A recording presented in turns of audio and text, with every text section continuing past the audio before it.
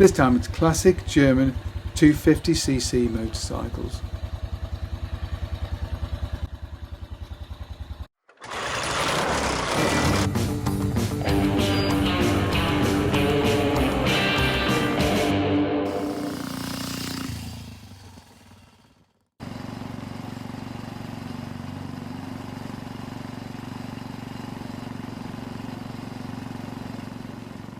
In Germany, just like everywhere else in Europe, the 250cc motorcycles has always been a very popular category. It was popular with learner riders and with those who had some experience but really didn't want to go to the fuss of buying a bigger bike. They made great commuters and are great all-round little machines. With that in mind, here are 5 great German 250cc motorcycles.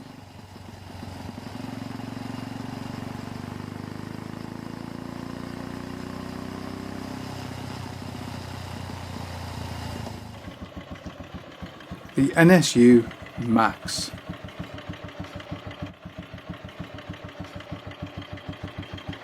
NSU Motorenwerk was a German manufacturer of automobiles, motorcycles and pedal cycles.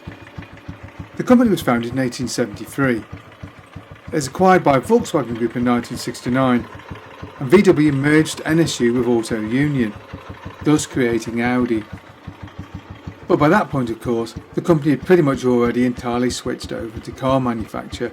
Of course, the Audi name was already in use, it had been around for a long time, but it was owned by Auto Union. And when VW took over, they concentrated the car manufacture onto the Audi name, and thus the NSU and Auto Union names would disappear. However, back to motorcycles. Now, of course, NSU were best known post-war for their Quickly moped.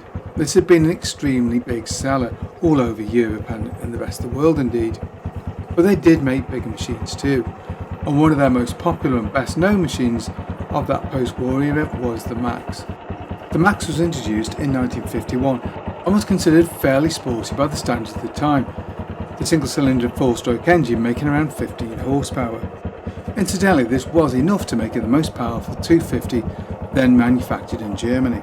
In 54 the bike gained full width hub brakes, and in 56 the horsepower was raised to 17 bhp. In some ways the bike is fairly conventional. It's a 4-stroke single with 240cc and there's a bore and stroke of 69 by 66, and there's air and oil cooling with dry sump lubrication. But there were some unusual features too.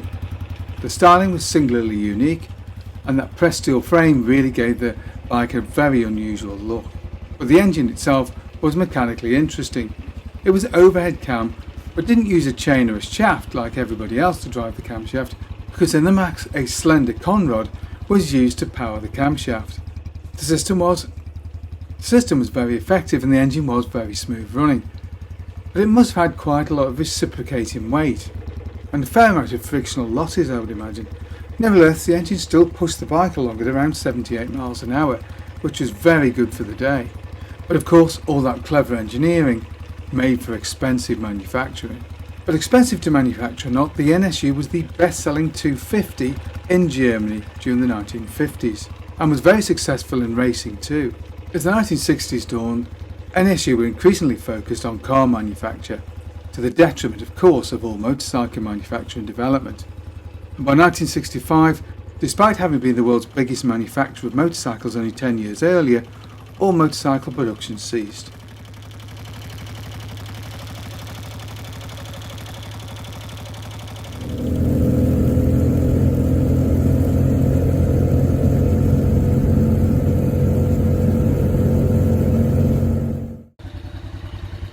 BMW R27. Now, of course, BMW are best known for their Boxer twins, but they did produce single-cylinder machines too, although the machines were in effect one cylinder of the Boxer turned vertically, but with the transmission pretty much the same, so it had shaft drive and an inline crankshaft. And when in 1948 the ban on motorcycle manufacture being allowed by BMW was lifted, it was an R24 single-cylinder machine which they built first. Now, of course, the R24 was basically a revamped version of the R23 model that BMW produced pre-war. The 25 that followed was again along very similar lines, but now added plunger rear suspension, and this would be superseded by the R26 very logically, which added rear swinging arm suspension, and dropped its telescopic front forks in favour of new Earls units. 1960 would see the introduction of the R27, and this would be the last traditional overhead valve shaft drive single cylinder machines. The engine was a single cylinder overhead valve unit with square dimensions of 68 by 68 to give a capacity of 247 cc's. The engine produced around 18 horsepower to give a top speed of around 80 miles an hour, making it BMW's best performing single to date. Well, of course the BMW was refined and reliable, but by the 1960s the machine was looking a bit old hat, to be honest. The NSU Max may not have had its shaft drive, but in every other way it was probably a better machine, and of course had a Grand Prix heritage that the BMW singles simply did not. The bike's transmission of course made it fairly expensive to manufacture, so sales were predictably fairly slow, with a total of 15,364 units being produced before the machine was deleted in 1966, when BMW decided to focus their efforts on larger capacity machines.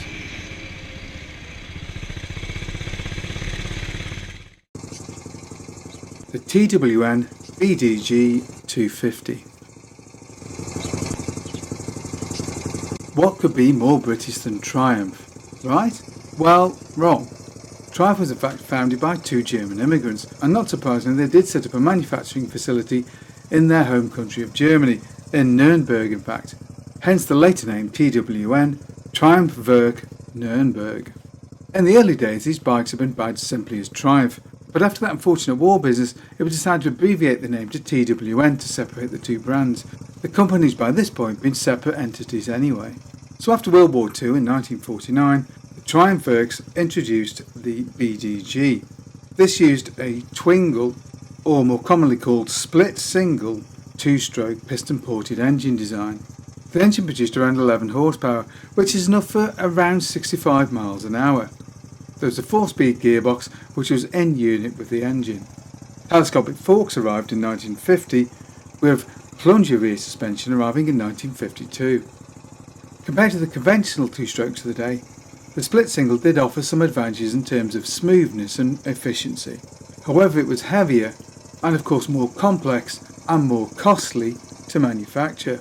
By the mid-50s, the conventional single piston two-stroke was beginning to catch up, making the split singles increasingly difficult and expensive to sell.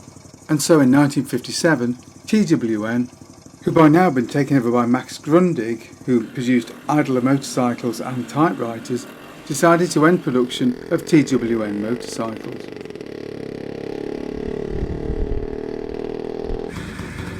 The Adler Favorit.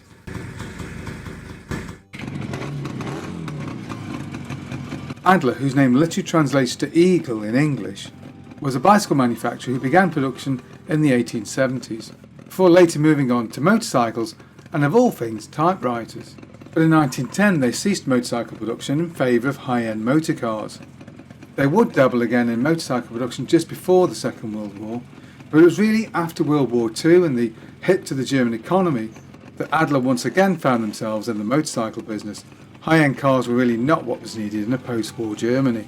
In 1951, their chief designer Hermann Friedrich introduced a 200cc parallel twin two-stroke, and this would later be enlarged to form the basis of the Favorit 250. The M250 and later MB250s ran square dimensioned engines of 54 by 54. This gave a swept capacity of 247 cc's across its two separate barrels. The engine was a fairly typical two-stroke of the day, in other words, piston-ported induction, 180-degree crank spacing, and a fairly low compression ratio of 5.75 to 1, although this was later raised to 6.6 to 1 on later models. At the back there was hydraulically damped plunger rear suspension, although on later models this was replaced by swinging arm suspension, and a variation of leading and trailing link forks applied at various times to the front end. Adler's design was extremely influential and would inspire the designs of the aerial leader as well as machines from Yamaha and Suzuki. In its day the Adler was a quality item. It had excellent brakes and the engine was very smooth by 1950s standards. This of course means that the machine was relatively expensive, so the numbers produced and survivors are very low.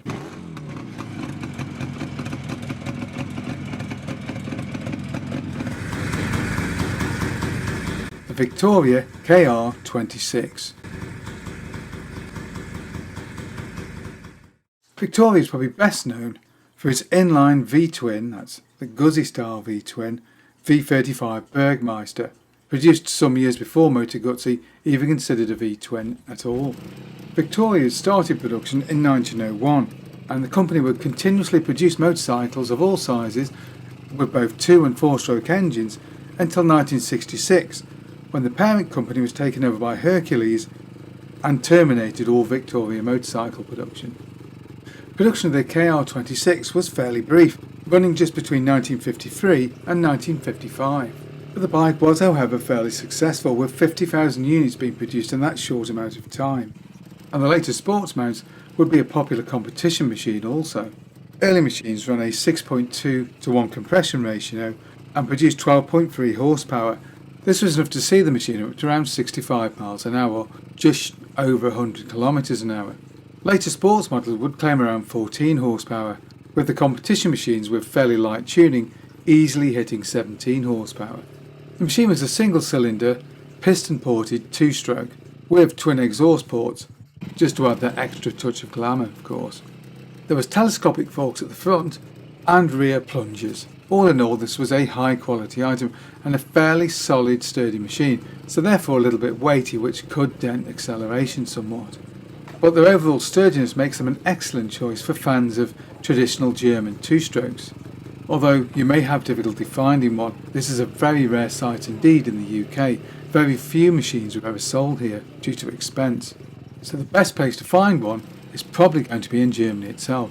Although avid 2-stroke fans will tell you this is a machine which is almost certainly worth the trip. What other collections of machines would you like to see us do a video on? Maybe you've got a motorcycle we can use for a test ride. Either way, get in touch. Hope you enjoyed this video. If you did, don't forget to like and subscribe, and of course, thank you very much for watching.